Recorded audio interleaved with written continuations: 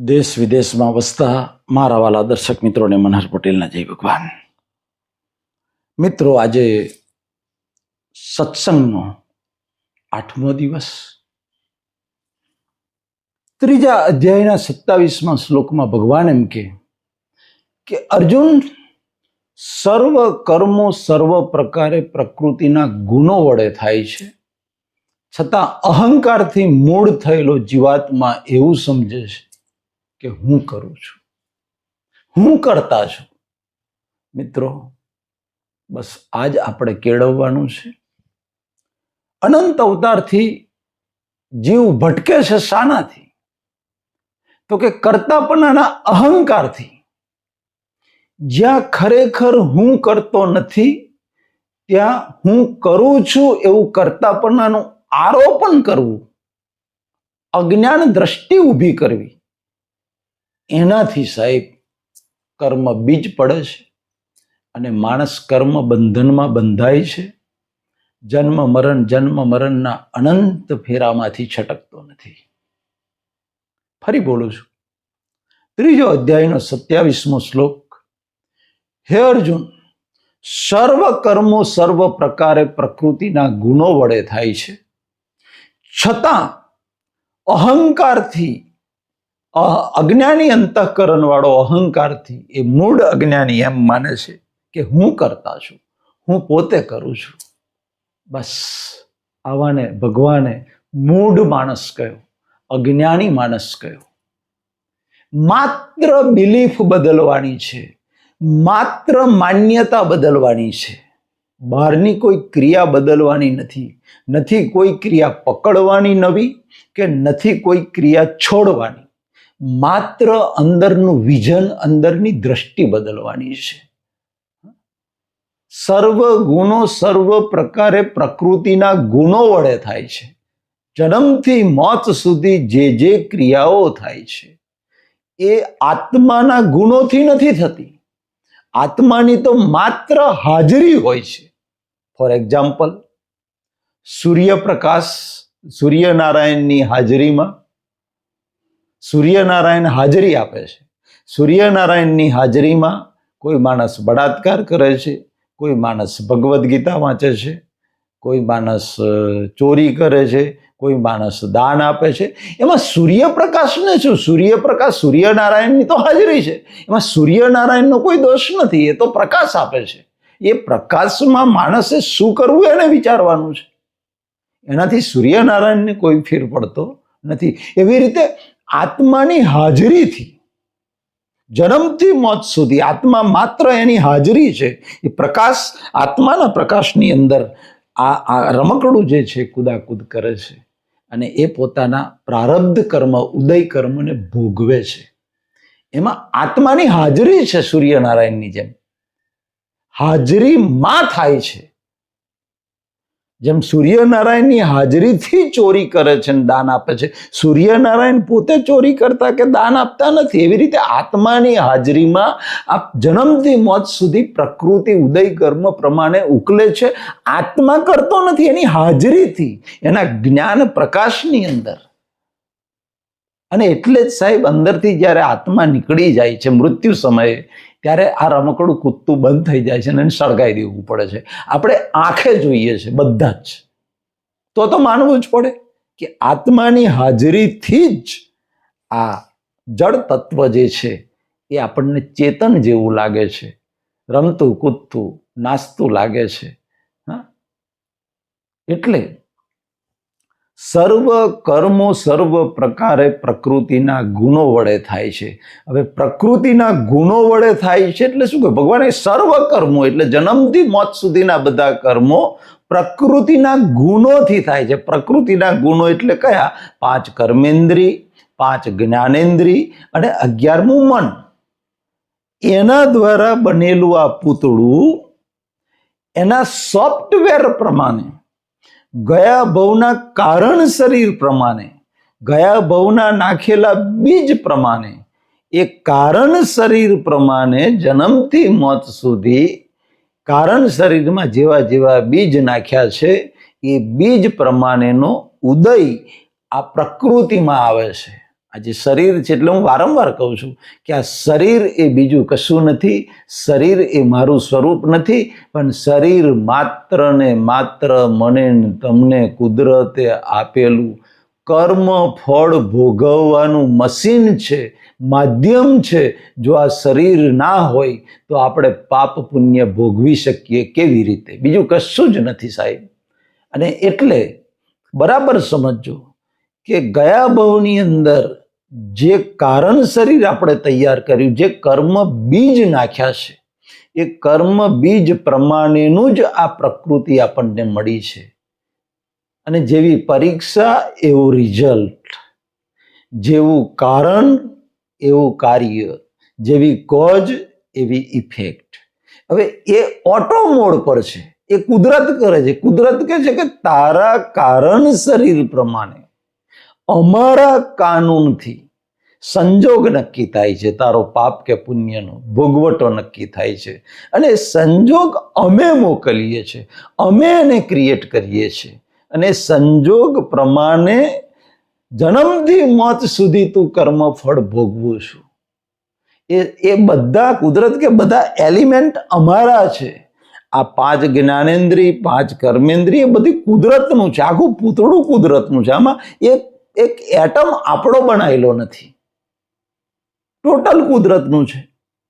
આને જીવતું રાખવા માટે હવા, પાણી, ખોરાક પણ જે આપે છે કુદરત આપે છે, એ કુદરતના છે.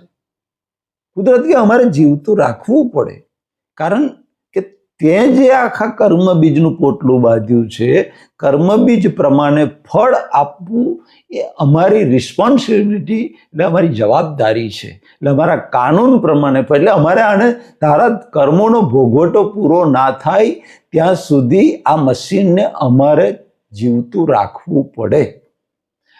હવે તે તારા કર્મ બીજની અંદર ગુસ્સાનું પોટલું નાખ્યું છે, તો અમે ગુસ્સાનું બીજ નાખ્યું છે. એ ગુસ્સાના બીજનું ફળ આપવા માટે ગુસ્સાનો સંજોગ અમે તને આપીએ છીએ. તે કોઈના પગ ભાગી નાખવાનું કર્મ બીજ નાખ્યું છે, તો અમારે તારા પગ ભાગવા પડશે. એટલે એક્સિડન્ટનો સંજોગ અમે સપ્લાય કરીએ છીએ અને તારા પગ ભાગે છે, કાનૂનથી, અમારા કાનૂનથી.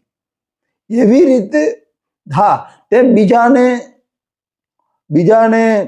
મદદ કરવાના ભાવ કર્યા છે, બીજાને હેલ્પ થવાના, બીજાનું દુઃખ દૂર કરવાના ભાવ કર્યા છે. તો અમારે એવા સંજોગ ભેગા કરવા પડશે કે તને પણ દુઃખ ના પડે, તને પણ સુખ મળે. શરીરનું સુખ મળે, પૈસાનું સુખ મળે, સમાજનું, ઘરનું, કુટુંબનું બધું સુખ મળે. કારણ કે તે સુખનું બીજ નાખ્યું છે, ત્યાં હજારો લોકોને સુખી કરવાનું બીજ નાખ્યું છે. એટલે અમારે તને, અમારા કાનૂનથી અમારે તને સુખ આપવું પડે. એ સુખનો સંજોગ પણ અમે જ સપ્લાય કરીએ છીએ અમારા કાનૂનથી. એના 5 કારણો છે. એ 5 કારણો ફરી એપિસોડમાં જોઈશું આગળ આપણે. તો એ 5 કારણો પ્રમાણે એ 5 સંજોગો ભેગા થવાથી કર્મ સિદ્ધ થાય છે અને આખી અવસ્થા ઊભી થાય છે. સુખની કે દુઃખની જે અવસ્થા આપણી ઊભી થાય છે, એ અવસ્થા એ પ્રકૃતિના ગુણોથી થાય છે, કુદરત કે અમારા કાનૂનથી થાય છે. એટલે પ્રકૃતિના ગુણોથી ઉત્પન્ન થતી અવસ્થા, જેની અંદર તારો 1% રહીના દાણા જેટલો તારો પુરુષાર્થ નથી, ત્યાં તું એમ માને છે કે આ બધું હું કરું છું. એ જ સૌથી મોટામાં મોટું અજ્ઞાન છે. માને છે એવું કહ્યું છે, કરે છે એવું નહીં, નથી કહ્યું. માને છે એટલે માન્યતા જ બદલવાની છે. હું કહું છું, અંદર ગર્વરસ આપણે લઈએ છીએ કે આ તો હું જ કરું છું, ધંધામાં નફો થયો તો મેં મારી બુદ્ધિથી થયો, હું જ કરી. બસ આ માન્યતા. ભગવાન કહે છે કે અજ્ઞાની માણસ સર્વ કર્મો પ્રકૃતિના ગુણો વડે થાય છે, છતાં અજ્ઞાની માણસ એમ માને છે કે હું કરું છું. બસ તો અંદર આ માન્યતા જ ફેરવી નાખો. હું કરું છું એ માન્યતા ફેરવી નાખો. હું અકર્તા છું, હું અકર્તા અવિનાશી એવો આત્મા છું. કારણ કે હું અકર્તા આત્માને કોઈ ઇન્દ્રિયો ના હોય, એને હાથ પગ ના હોય, મોઢું ના હોય, આત્માને મગજ ના હોય, એ કઈ રીતે કોઈ ક્રિયા કરી શકે? અને હું પોતે શરીર નહીં, હું પોતે આત્મા છું. આ ફિટ કરો, આ વિઝન, આ લક્ષ્યને ફિટ કરો. બીજું કશું નથી કરવાનું, કોઈ ક્રિયામાં પડવાનું નથી. આ વિઝનને ફિટ કરો. અર્જુને વિઝન ફિટ કર્યું હતું, આ જ્ઞાન ફિટ કર્યું હતું. અને એ રીતે તમે અંદર માન્યતા બદલી કાઢો કે હું કંઈ જ કરતો નથી, પણ પ્રકૃતિ ગુણોમાં વર્તે છે. આવી બિલીફ, આવી માન્યતા અંદર દ્રઢ કરી લો. અનંત અવતારથી આપણે આ શરીરને પોતાનું સ્વરૂપ માની લીધું છે. એટલે જન્મથી મોત સુધી થતી ક્રિયાઓ, બધી ક્રિયાઓ હું જ કરું છું. એ અજ્ઞાન અનંત અવતારથી આપણું અવગાઢ થઈ ગયું છે. એટલે એ અજ્ઞાન જતું નથી. એટલે તૈયારીમાં આ માન્યતા નહીં બેસે, પણ સંજોગે સવારથી સાંજ સુધી કોઈ પણ સંજોગ બને તો એની અંદર બસ આ વિઝન ફિટ કરો કે હું કંઈ જ કરતો નથી. જે કંઈ થઈ રહ્યું છે એ મારા પ્રારબ્ધ કર્મ, મારા ઉદય કર્મ પ્રમાણે કુદરત જે એવિડન્સ ભેગા કરે છે, એવિડન્સ પ્રમાણે મારું કર્મ ફળ ભોગવાઈ રહ્યું છે, પ્રારબ્ધ કર્મ ઉકલી રહ્યું છે. હું પોતે આત્મ સ્વરૂપ છું. આ બિલીફ, અંદરની માન્યતા બદલો. બહાર બદલવાની કશું જરૂર નથી. અને એટલે સાહેબ બહાર તો કશું બદલાય જ નહીં, અંદરનું વિઝન બદલો. અને એટલે કહેવાય છે ને, જ્ઞાની પુરુષ ઓળખી શકાતો નથી. કારણ કે જ્ઞાની પુરુષ જે છે, જેની પાસે આ વિઝન છે, એ માણસનું બહારનું કશું નથી બદલાતું. બહાર તો હોય પેન્ટ ટી શર્ટ પહેરતો હોય તો પેન્ટ ટી શર્ટ જ પહેરેલો હોય, એને પત્ની હોય, બાળકો હોય, બાળકોને પહેરાવતો હોય, બધું જનક રાજાની જેમ એને કારણ કે અંદર જ્ઞાન શું છે? ભગવદ્ ગીતાનું જ્ઞાન વિઝન બદલે છે. અંદરનું એનું વિઝન, દુનિયાને જોવાની દ્રષ્ટિ એની બદલાઈ જતી હોય છે. અને એ દ્રષ્ટિ બદલાઈ જાય છે. હવે બદલાયેલી દ્રષ્ટિ બહાર નથી દેખાતી. એટલે કહેવાય છે કે જ્ઞાની પુરુષ ઓળખાય નહીં, કારણ કે એની અંદરની પરિણીતિ કેવી છે. એ તો દુનિયા તો બહારનો જ પહેરવેશ જોશે, બહારનો જ વ્યવહાર જોશે.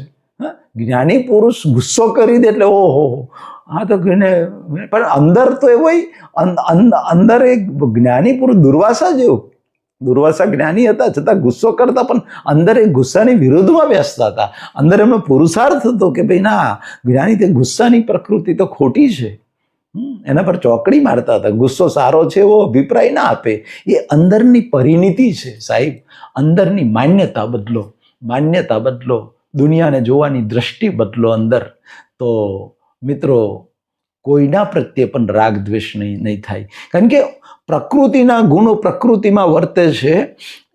મારા જેવી રીતે હું અકર્તા છું અને મારી પ્રકૃતિ કરતા છે, એવી રીતે સામાની પણ પ્રકૃતિ કરતા છે, એનો આત્મા અકર્તા છે. જીવ માત્રનો આત્મા અકર્તા છે. એના જીવ માત્ર પોતાના ઉદય કર્મ, પ્રારબ્ધ કર્મ, પ્રકૃતિના ગુણોમાં વર્તે છે. અંદરનો આત્મા જે છે એ તો અકર્તા છે, એ તો નિર્દોષ છે. એટલે બહારનો જે વ્યવહાર દ્રષ્ટિથી વ્યવહાર બધો કરો. ચોરી થઈ હોય ને, ચોર આપણા ઘરમાંથી ચોરી ગયો હોય, પોલીસ ફરિયાદ કરવાની. બહારનું નાટક બધું વ્યવહાર તો કરવો જ પડે. પોલીસ ફરિયાદ કરો, બધું કરો, પણ અંદર વિઝન એમાં એવું રહેતું હોય કે આ મારો ઉદય કર્મ આવ્યો, જો નસીબમાં હશે તો પૈસા પાછા આવશે, અને નહીં હોય તો નહીં આવે. કારણ કે કુદરતનો અફર કાનૂન છે કે જે તારું છે એ આ દુનિયાની કોઈની તાકાત નથી, જે તારું છે તારી પાસેથી ઝૂંટવી શકે. અને દુનિયાની કોઈની તાકાત નથી કે તારું નથી એ તને આપી શકે. એટલે જો મારું હશે તો ચોર લઈ ગયો છે તો છતાંય પોલીસ એને શોધી કાઢશે, અને મારું હશે તો પાછું આવશે. મારું નહીં હોય તો જતું રહેશે. મારું નથી એટલે ગયું. મિત્રો, આવું વિઝન, આવી દ્રષ્ટિ ઊભી થાય ત્યારે આદિ વ્યાધિ ઉપાધિમાં પણ અંદર એક પણ ચિંતા ના થાય, સમાધિ રહે. આવતીકાલે સાંજે 7 વાગે મળીશું. પરમપિતા પરમાત્મા મારા વાલા દર્શકોને લાભ, નિરોગી આયુષ્ય આપે, હૃદયથી પ્રાર્થના. મનહર પટેલના જય ભારત, જય હિન્દ, જય ગુજરાત.